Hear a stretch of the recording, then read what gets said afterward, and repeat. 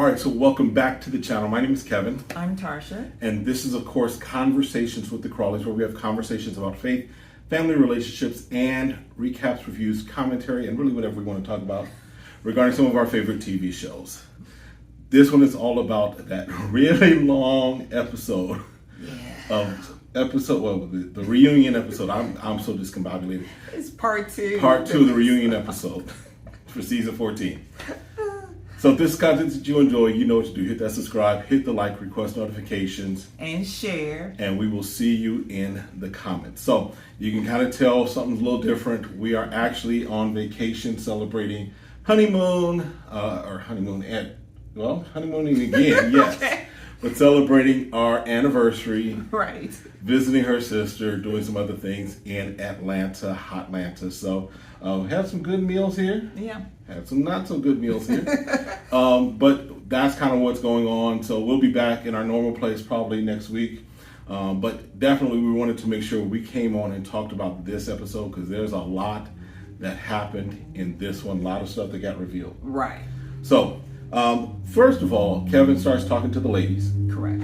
And they are having a conversation. He asks them, so do y'all all still talk? And they're like, yeah, somewhat, but not really. Right. So evidently, and we kind of saw this, Lindsay and Alyssa have beef. Right. Since they had the bachelorette party. Right. So like basically they met that morning. By that evening, Alyssa was like, I'm done. I'm not. And there was like 5 or 6 different sides to that story because there was so much going on.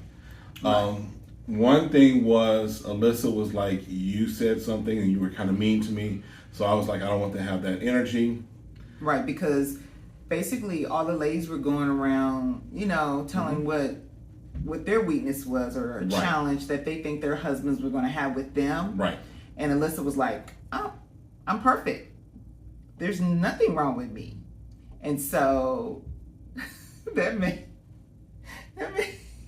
Lindsay give her the side eye, like Lindsay was like, "Oh, okay. Very self-aware, I see." Right. So this is her comment. I might have thought it, but I'm not saying it out loud, right? Lindsay says what everybody else is thinking. Right. Correct. And then sometimes just what only she is thinking. Right. Right. So after that, Lindsay says, well, my goal was to call her the next day to apologize. But Alyssa says she just ended up doing more insults. So Lindsay was planning to apologize, but I guess when she started talking to her. Once the mouth floodgate opened up, it was over. It was like, nope, I can't apologize, this chick. And so from there, my understanding, supposedly, that social media became blocked. Yes. So Alyssa's like blocking you on Instagram, blocking you on Twitter, blocking you on Parler, and whatever else I am on, or she's on, right? Jasmina says, she's like, I ain't block you. I just ain't following you. She said, I unfollowed you. There's nothing I want to see with you anymore. She's like, I'm not following you. I'm not even going to waste the energy of blocking you, letting you think that I'm seeing your stuff. Right. I just ain't seeing none of you guys. I ain't seeing nothing. And then the conversation, of course, was, were they surprised by how the other couples ended up? So Noy says that she was surprised. I think like all of us were somewhat surprised by Jasmina and Mike. Correct. She said she was surprised by Mark and Lindsay, which I'm like, I'm going to call garbage on that because well, everybody was hoping for the best, right? Mm-hmm. We weren't thinking they were going to say yes, but they did. Right. And at the moment, they were in a happy space. So For a moment. So it was like, again, like I say, anything can work if you're going to put the time and effort to make it work. So there's always opportunity. So I can get why she was saying she was hopeful. It's probably what she was trying to I can go with hopeful. But surprised? I can't go with surprised. Yeah. And then Jasmina talks about how she cusses Elijah out a lot about the way he was talking to Katina. Right. So they indicated that they had grown in their friendship to the point where they feel like they were comfortable enough to call him out on their mess. Right. And so she's like, she was my friend, and I was calling her husband out, pretty much. I'm glad that he was receptive to really kind of hear where, he had people caring enough that was in the process that can understand what they were going through. And Jasmina and Lindsay both say that we didn't get to see a lot of it, but he was receptive to the feedback. So yes, we saw in part one of the episode, the reunion episode, we saw that he had kind of like aha moments. But they're saying that he had some of those aha moments as we go along. And then the other ladies were surprised that Steve and Noi were having issues in the process. Because they seemed to be the most... gelling. Getting along. But I think you have to realize without the process, they were still married. And so you're still getting to know each other. Even though some people date in, 2-3 years or whatever and still get married, you're still learning as you go about different things depending on what atmosphere you're in, depending on what happens. So yeah, but at the same time, they're like, she just ain't talking. I would just say she ain't just sharing. What's going on. And then, I got my notes. Because it was a lot. It's a lot. Like, I got pages of notes. I was like tuning out. My focus was so gone. They all think that Noi's going to be the first to have kids, which I think so. Yeah. That's if she ain't already trying to have them. But Lindsay said that she learns a lot from her feedback. Yeah, I hope she does. We're not seeing evidence of that, right? So I'm just going to say in the words that she said, way to be self-aware. Right. I hope the best, and I hope she learns from this experience. So then the beef between Basic Girl and Extreme Girl gets another round because Lindsay starts talking about how, again, of course, she was blocked by Alyssa, but she takes issue with the fact that Alyssa was DMing Chris, according to her. And always at the apartment. And I could understand having a little issue because you didn't want your marriage. So why are you at the apartment hanging out? And she says that Lindsay, they get into this thing because Lindsay says that Alyssa was talking mess about her the entire time. And the indication it wasn't, you know, because everyone else chimes in like, she wasn't talking about you because at the time, Lindsay, we were considering you a friend. And so we don't allow anyone to talk about our friends. But what happened is that Lindsay's the one that was doing all the talking about Alyssa. And Jasmina said, you remember I called you out about talking about Alyssa and that it wasn't fair, and then you try to jump on me talking about I could get out your car. So again, she trying to create smoke with everybody. So here's the thing. This is part of my issue with Lindsay. Lindsay lies. Period. As far as what we've seen. Because it'd be one thing if it was just the two of them and he said, she said, right? But Katina backed up Jasmina's story and the fact that Alyssa didn't talk about Lindsay. Noi even said, no, I don't remember her yelling because here's the thing. I think Lindsay, consciously or subconsciously, was presenting the angry black woman narrative about Jasmina. Because she was like, you're angry, you were loud. And I was just like, calm down. Just be relaxed. Just, if you don't like it, just walk to the airport. So she was presenting this whole angry black woman narrative. And Noi was like, she ain't raised her voice. She was calm. But yeah, she was calling on the fact that you were asking her, that you were talking about Alyssa, and Alyssa wasn't here to defend herself. And then more lies come out, and I'm gonna call them lies because there's people that are saying, that are documenting, there are other people that are saying this is not what happened. So I'm gonna side with the fact the masses are saying this is what happened and this is what did not happen. Then the lie about the issue concerning the whole lion tattoo and the eagle tattoo. With Alyssa, getting that confused. And then trying to stir stuff up concerning that.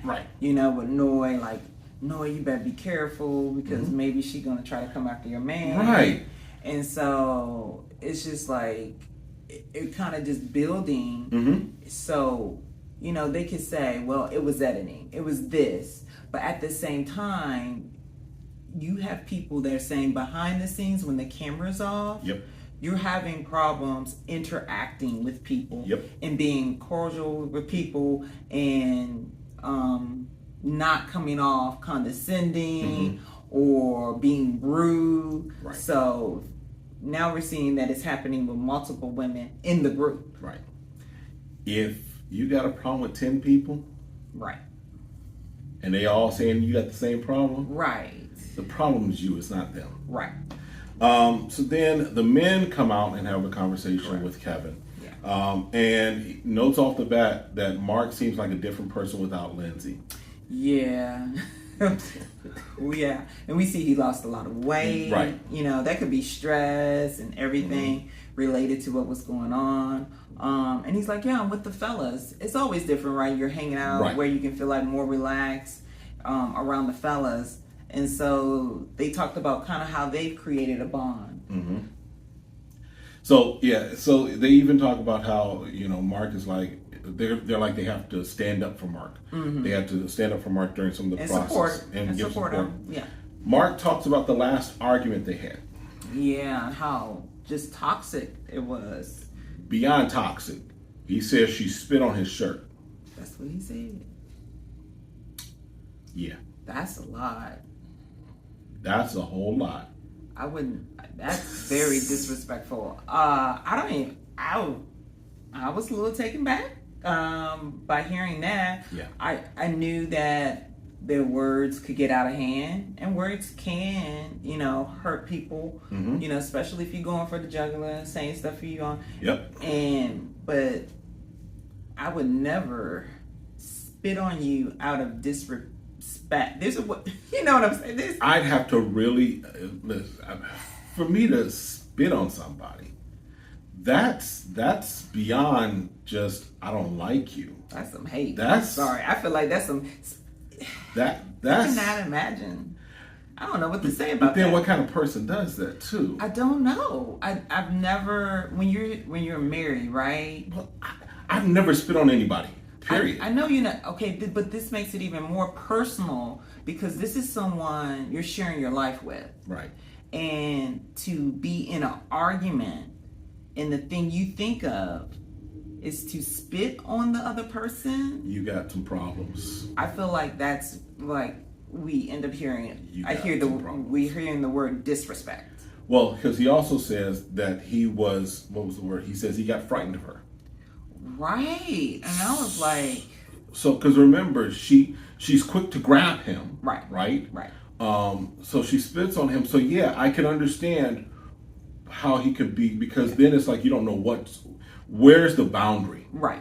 If you spit on me, that's true. That's a boundary. That's true. And I think what we don't bring up enough, and I think it should be said, is that men can be battered spouses. Yes, absolutely. And because if a man doesn't have learned how to respect a woman and not put hands on an individual or human, but again, a wife, and so they're trying to have boundaries in their fighting or disagreements to the come where they're not going to touch, you know, a woman, let alone their wife. But the wife has no boundaries and can hurt him to the point physically, you know. Beyond emotional, she can also. Emotionally, she was destructive. Right, and so I think a lot of times, well, he's stronger than him. How can he be afraid of her? He's a man. No, the point is that if I'm trying to keep a boundary that I don't want to put hands on you, but then in turn you're gonna put hands on me, I think you have to realize that he was in a situation where he needed to get out of it.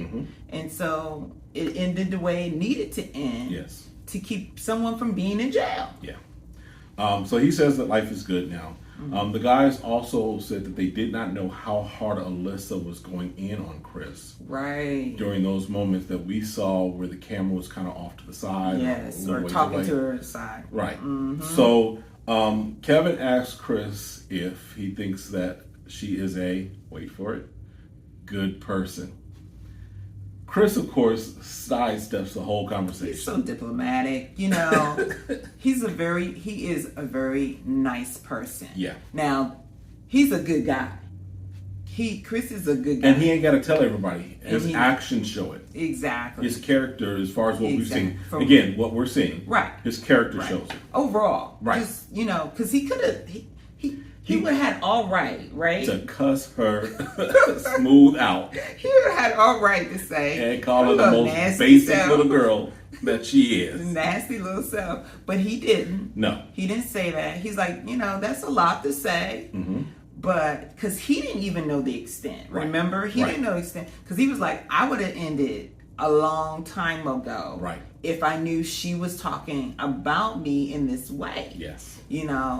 And gosh, it would have been hard on me. I don't know how long it actually took to take that, because just trying to going over it over and over again, how their relationship ended, you know, but he is in a good space. Yep. And he's moving on. He said he learned a lot from that, what he deserves, what he wants, and what he values in himself. Yep. That's all that matters. Elijah Wan, they're talking about how he, the whole thing as far as him wanting her to cook and what have you. Yeah. He's like, he ain't got no problems now because he getting lobster tails and shrimp. She coming a little gourmet for him. So he getting what he kind of want with that. They also tell Mike, the guys, again, are kind of counseling each other. Right. The guys tell Mike that they wish that he was not overthinking along the process, because I think that's something we kind of hit on, is that he's kind of overthinking this whole thing. Right. And because he backed up. Right. He's like, I'd rather not do anything than do the wrong thing. Right. Which is not the best way to maneuver in this situation. So then all the experts come on. Right. And Kevin asks them, what did you, were there any surprises for you? Dr. Pepper leads with that she didn't expect Mark and Lindsay to be as combustible. Right. I think that a lot of that had to do, and we've talked about this before, that a lot of that also has to do with the amount of liquor that she was drinking, because there are times where the liquor kind of helped to increase it. Now, are they naturally combustible, just the two of them by themselves? Yes. But I think that there were moments where some of that was just fueled even more. It was kind of like pouring gas on fire, with how much they got toxic and combustible. Yeah, I think, to me, and I said this the first episode, when you have two very extroverted people who can tend to, be very energetic, normally you need one person that's not energetic to bring it down, because someone's going to have to decide who's going to be the one that's going to be the calm one. Right. Because you're both loud, normally that just doesn't mix. So it's weird for them to feel like, oh, we didn't know it was going to be this bad. Yeah. With all the energy that was so produced, and it turned out to be Mark that decided to be the quiet one, and that was overshadowed. Yes. Where I felt like Mark, I would have rather had Mark on the show, and then see him have someone that was maybe not as needy, because he can be codependent. Right. So he needed someone that was going to be a strong woman, but be a little bit more calmer, so Mark could be more of himself. So, Pastor Cal was like, "No, I was surprised by Chris and Alyssa. I was surprised how that went." And Dr. Pepper was like, "Oh yeah," like she completely forgot about them for a moment. Well, because she was like, what we try not to do is pick people who have very narrow views on what they're expecting, what their expectation is. So that goes back to my question. Was her getting on the show more important than her saying what she wanted, and that no, it has to be very, very specific. Right. Because she could have been to the point, talking about Alyssa, she could have said, like, I like the guy that was on your season of, was that 13 when they did Houston? Like the guy that was on 13. That's the guy I'm looking for. She could have been that very specific. Spoiler alert. Right? I didn't say anything. I didn't say anything. But she could have told him how specific you want. And I was like, I'm not accepting anything less. Right. But when you be vague They're thinking there's options there. Yeah. Because anyone who's seen the seasons, they're going to pick someone in characteristic, but you're going to have to grow in other areas concerning that person. But that's in relationships all the time. Right. So the experts do begin to meet with the couples that did not go forward, right? So they meet first with Jasmina and Michael. And she says that they were in a good place after decision day. They were living separately, but that they were at least in a good place. So then there's this huge fight that we hear about, right? She says that the fight was basically something happened with her laptop. She asked if she could use his laptop for work. He was like, cool. And then I guess he forgot, or there's some miscommunication. And it turned into this huge fight, is what she's saying. Right. Basically, she also says that he did not put forth the effort.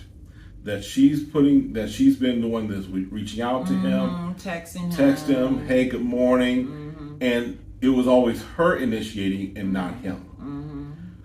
So that leads her to say that he's not necessarily her person, because he's not doing those things that she was doing and that she's needing. Right? Because if we go back to even what she said in the first part of the reunion episode, those are the things that it seems like she was needing for him to make those take those initiatives and be more forward in how he feels about her, what he appreciates about her, all those things, and he was not doing that. Right.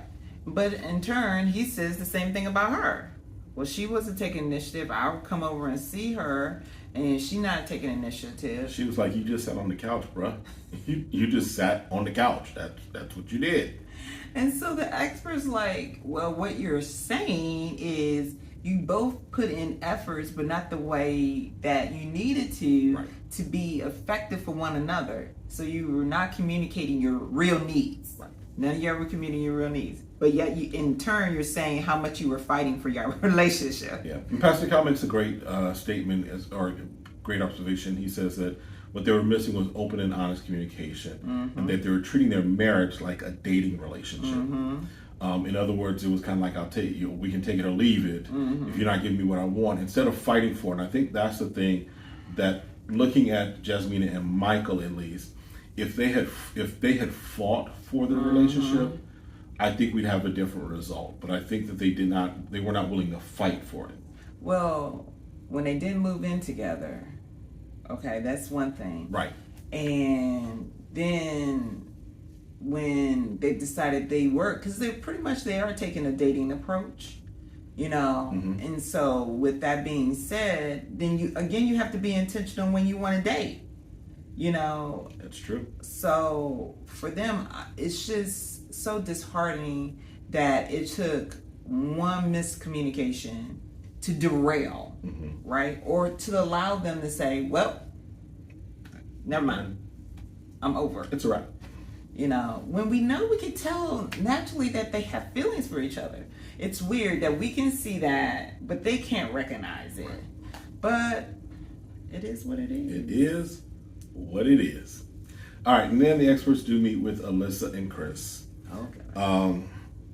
And Alyssa, of course, I just don't feel that the interviews and the surveys, they didn't align with Chris, right?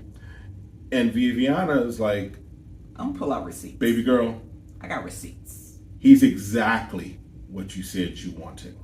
No, he's not. And then we see these crocodile tears. I was told that I was coming on here and I wouldn't be attacked, and I'm feeling attacked. Anytime anyone disagrees with this Alyssa, with girl, she feels attacked, or she feels like it's not going. Sorry, I know that, and I've been around people that have been, especially kids that have been spoiled and what have you. It's a tactic. It's a tactic, right?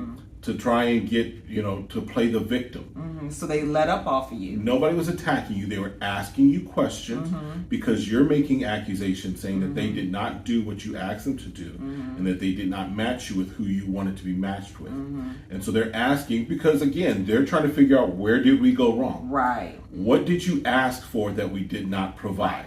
Well, and also, if I'm an expert and people are going to be entrusting in me to make sure I make a good match, Mm-hmm. then they need to know from our perspective as experts, you said this. Right.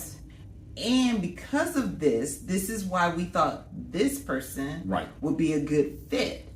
And as they indicated, like I said earlier, they don't like to mess with people who have these narrow views. So these people who just say, oh, I want to go on Married First Sight, to the point where going on the show is more important being honest with your answers and your profile, you're messing up someone else's opportunity who really wants to be married and not being seen. And have put their choice in the hands of the experts. Correct. And at least make the effort to say, this may not be the person that I think. Right. But they matched us. Let me at least, for this 8-week experiment that I signed up for. Pastor Cal asked her, because she's like, we don't have the same core values. Pastor Cal's like, okay, so what's your core values? I don't want to talk about it, but I'm a good person. I'm like, because again, they want to say, okay, what were your values?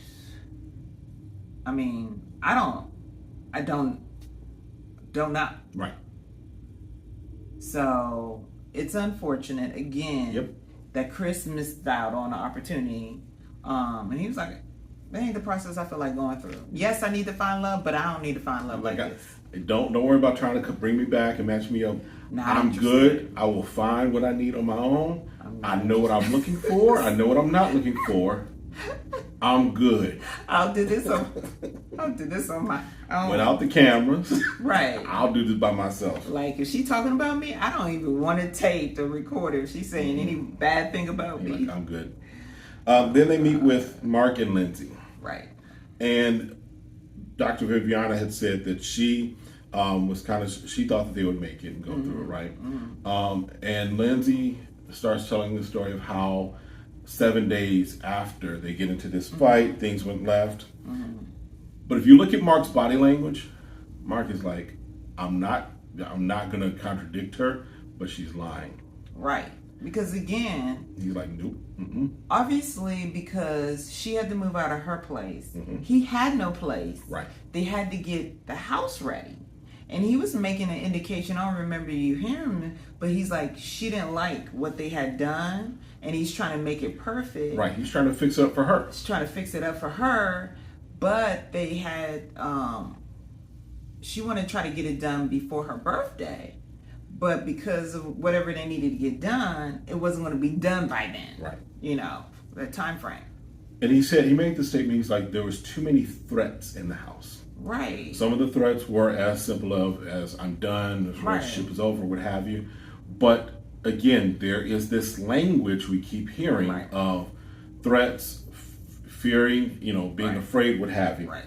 And to even prove how what Mark is saying, Mark is like, you still lived in the house 3 months after we broke up.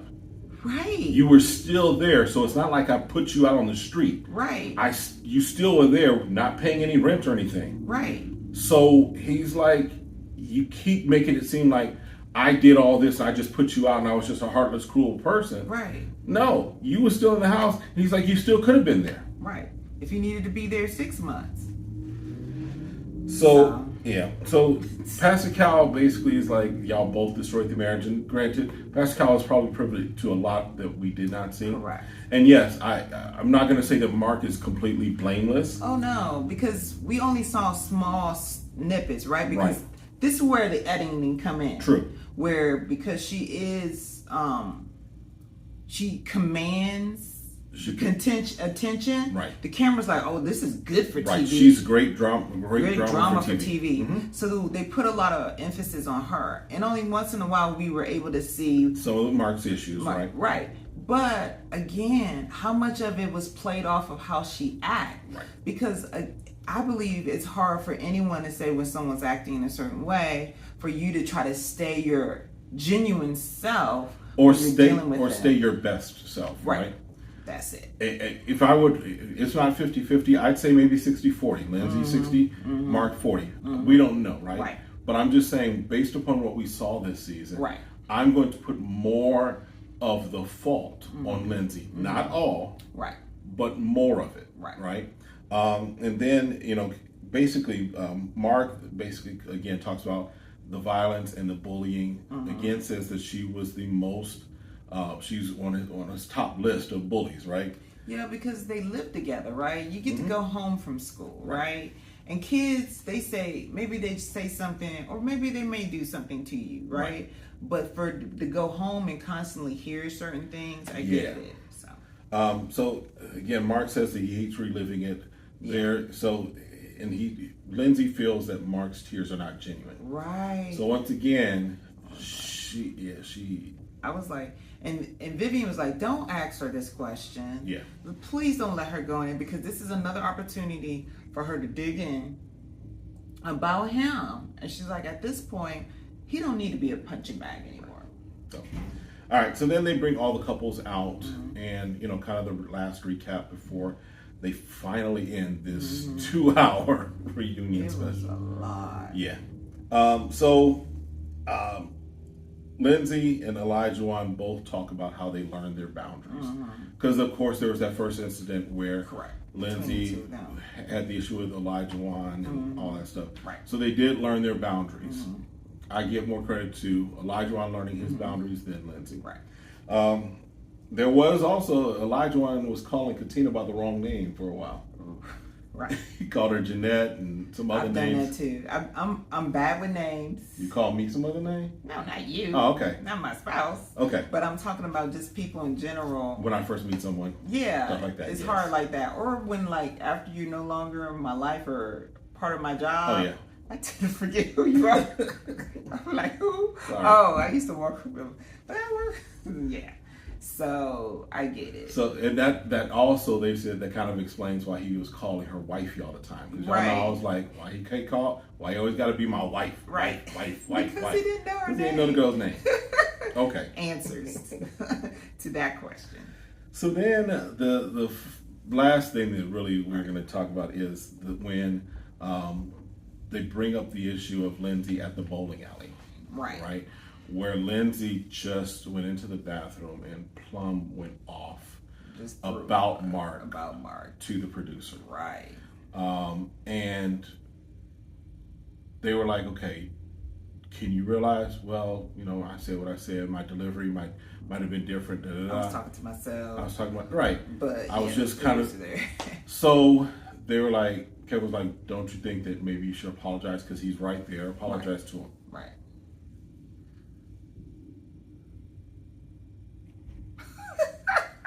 And so Elijah had to say, Lizzie. Remember that accountability thing we talked about? Lizzie, this is a good time you're on national TV. Right. Everybody about to see this. Please say, for your sake, if you don't want to be dragged through Twitter anymore, I'm trying to save you. I'm trying to help you. And he goes, I'm not going to say anymore. But so I'm finally, going to warn you. She gives him and I kind of hate this apology, I'm sorry you were hurt by what I said. No, you need to apologize, yes, for his feelings, but apologize that you did what you did. Right. That's an apology. Right. An apology is not, I'm sorry if it hurt you. Right.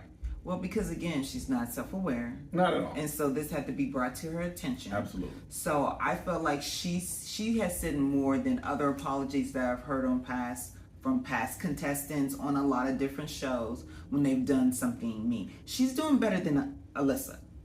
True. So I'm gonna give her this because based off of other people, even on the show, who had said just as nasty things, that I feel like for her, that was genuine, and she did say some specific things.